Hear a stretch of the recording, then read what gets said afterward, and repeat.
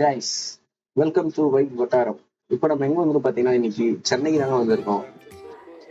இப்போ நீங்க பாத்தீங்கன்னா இது வந்து மெட்ரோ ஸ்டேஷன் தான். நீங்க இன்னும் கொஞ்ச நேரத்துல மெட்ரோ ட்ரெயின் காட்டுறேன். அடுத்து நம்ம எங்க போக போறோம்னு கேட்டீங்கன்னா மெரினா பீச்சுக்கு தாங்க போக போறோம். ட்ரெயின் வர ரொம்ப கூட்டமா இருக்குங்க.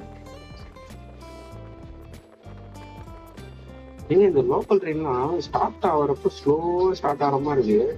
ஆனா வண்டி போய் நிக்கிறதுக்குள்ள செம்ம ஸ்பீட ரீச் பண்ணி நிக்குது.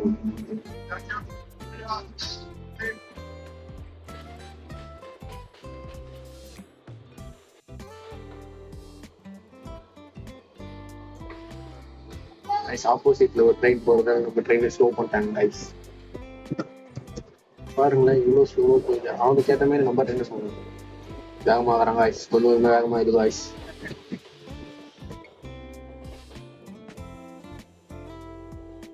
இப்ப நண்பர்கள் யாராச்சும் சென்னை இருந்தீங்கன்னா மறக்காம எந்த ஏரியாவில் இருக்கீங்கன்னு சொல்லிட்டு கமெண்ட்ல சொல்லுங்க கைஸ்.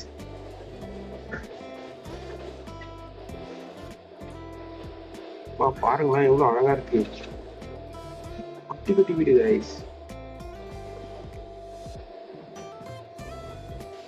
ஒரு வழியா மெரினாவுக்கு வந்து ரீச் ஆயாச்சு கைஸ்.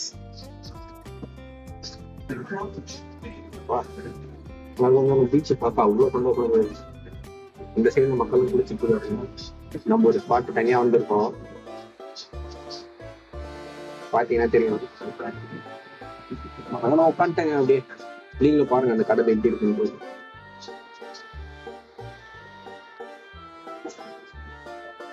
அதான் ஸ்லோ போற இப்போ.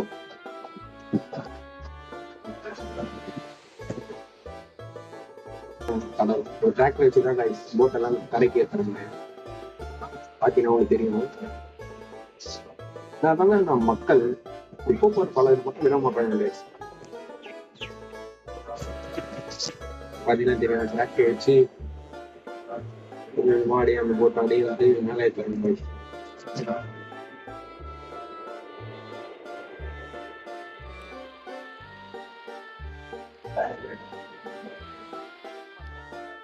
பார்த்துட்டு லைட் ஹவுஸ் போலாம் சொல்லிட்டு கொஞ்சம் நடந்து வர ரைஸ்.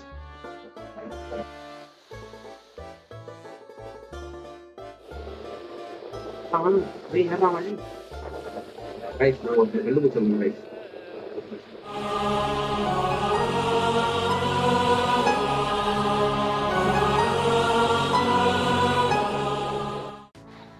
ரைஸ் ஒரு வழியா நம்ம எங்க இருக்கோம் பாத்தீங்கன்னா லைட் ஹவுஸ் கீழே தான் கைஸ் நின்றுட்டு இருக்கோம். பாத்தீங்களா, இப்போ அங்கதான் போறோம். அங்க போலாம். எல்லாம் குட்டி குட்டியா இருக்கு கைஸ் மேல இருந்து பாக்கிறதுக்கு. நீங்களும் லைட் ஹவுஸ் வந்தா வாங்க. நான் ஒரு சில போட்டோஸ் மட்டும் ஆட் பண்ணியிருக்கேன் கைஸ். என்ட்ரி டிக்கெட் வெறும் 20 rupees தான் கைஸ் பெர் பர்சனுக்கு. மறக்காம நீங்களும் வந்து இந்த வைப் என்ஜாய் பண்ணுங்க.